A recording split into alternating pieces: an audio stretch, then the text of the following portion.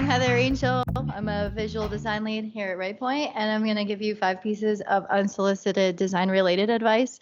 I say unsolicited because none of you actually asked for advice, yet I'm giving it to you. So just 2 of these pieces of advice are kind of things that I've collected and kind of heard over the past few months that resonated with me. I felt like related to design, but they come from a bunch of different places, including some coworkers, podcasts I listen to, and just things in general, because I think it is always good to kind of always solicit advice all times. So first one is about anticipation and preparation. This is from a coworker, Prunella Peterson. Those that are right pointers recognize and know her. We were talking about running outside, and when the weather changes like it does and it goes from 80 degrees to 50 degrees, how do you dress for that? She's a runner. I'm a jogger. Maybe Wogger, but she gave me a piece of advice that she had been given to dress as if it's 20 degrees warmer. I tried that advice and it worked like a charm. So it's a little bit of a life hack advice. So if anyone runs outside, here you go. But also too, I thought that really related to design and what we do here within tech and in the creative field, and that you have to think ahead. So you can't just think, 10 degrees warmer, 5 degrees warmer. You have to think 20 degrees warmer. And I feel like we have to think that way for our users. You have to think 20 steps forward, not necessarily what they say their need is right away, but we have to think beyond that. And then also too, when we're thinking about what our team needs to be successful, you got to think 20 degrees warmer. And what you might need in order to make a project successful, you got to think 20 degrees warmer. So I thought that was interesting advice that kind of applied in a few different spots. The next one is about curiosity. So if you're trying to anticipate what's going to happen, I think asking questions is a great way to do that. It's also a great way to learn about what it is that you should be building, the solutions that we're going to give to our clients.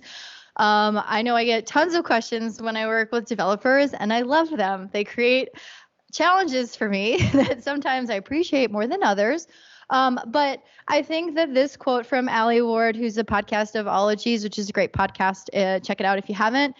She says at the end of every segment is ask smart people dumb questions. And that's what she does. And I'm so grateful for it because she asks people who are ologists, who are specialists in these crazy fields, these what she would consider dumb questions, but it's stuff that, we wouldn't know. And she gets to the root of the bottom of these things. And I think that that's helpful for us to remember if you're in a client meeting and you feel really silly, bringing up something that you feel like is a fundamental thing you should know about someone's business, but everyone else wants you to ask, be that person.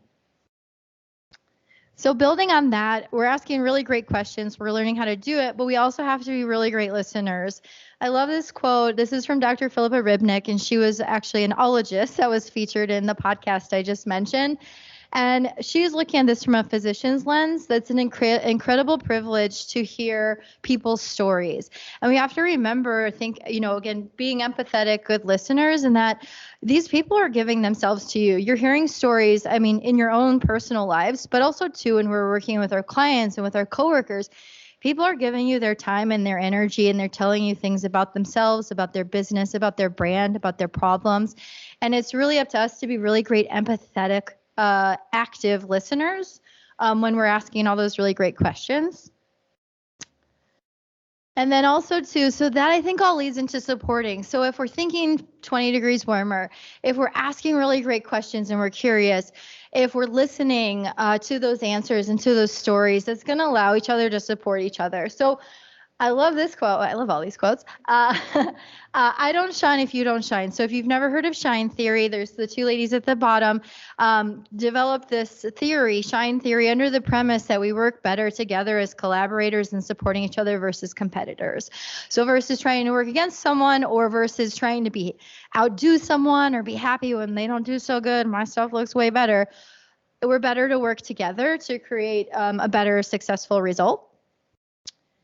And then if we're thinking ahead, if we're asking questions, if we're listening, and if we're supporting each other, that's only going to help us be more amazing collaborators and to be able to really get playful with our work. This is Cass Holman. She's a toy designer and also featured in Netflix Abstract series season 2. Check that out if you haven't, season 1 as well. But she says if we can play together, then we can live together. And I would say we can certainly work together. So adding that element of curiosity and playfulness and just general respect for each other, all coming from a good place, just keeping that top of mind when we're in this context working together, but I think when we're living together.